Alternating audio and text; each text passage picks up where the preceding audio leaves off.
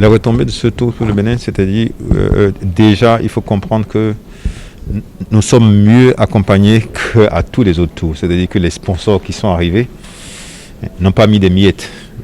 Les sponsors se sont réellement alignés comme on doit s'aligner sur un tour. Voilà comment, voilà ce qui a changé.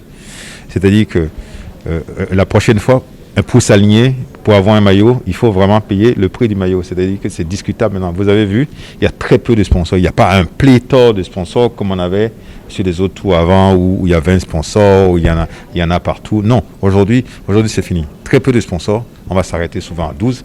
Mais les sponsors qui arrivent, ils arrivent vraiment avec les moyens nécessaires pour nous accompagner. Ce n'est pas pour rien que nous commençons par l'étape Djougou Boukoumbe, parce que Djougou Boukoumbe, j'ai dit au départ que les choses changent chez nous.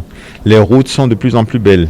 Le paysage entre Djougou et Boukoumbe, une fois qu'on a dépassé Natidengou, est absolument magnifique dans le pays Tamberman, dans le pays Otamari. Le paysage est absolument fantastique et nous tenons à commencer la première étape là pour montrer que notre pays a changé, que les routes sont belles, les routes sont propres, les routes n'ont plus nid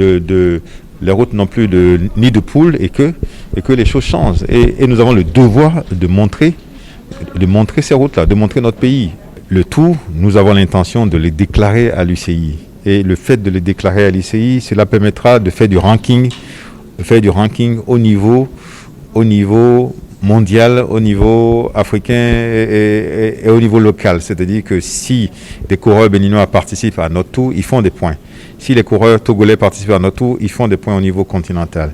Si les coureurs européens viennent ici et participent à notre tour, ils font des points au niveau international pour pouvoir participer au championnat d'Afrique, au championnat continental, et puis à la Coupe des Nations et à la Coupe du Monde.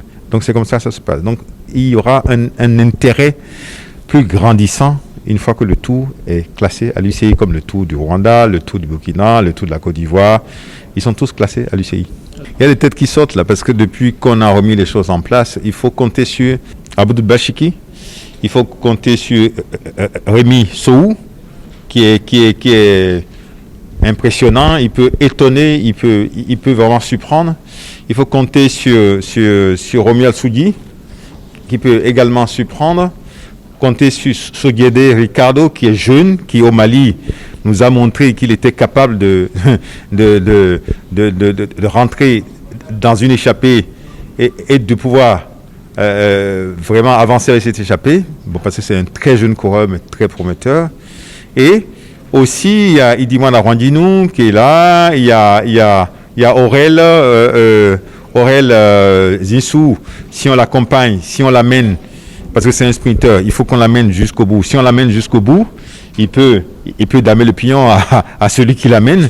Il y a Sabo Emmanuel qui est revenu à son top niveau. Ça, c'est des coureurs qui avaient déjà fait beaucoup de points à notre niveau et qui sont là et qui peuvent gagner des étapes et qui peuvent faire quelque chose. Non, de la part des coureurs qui se battent.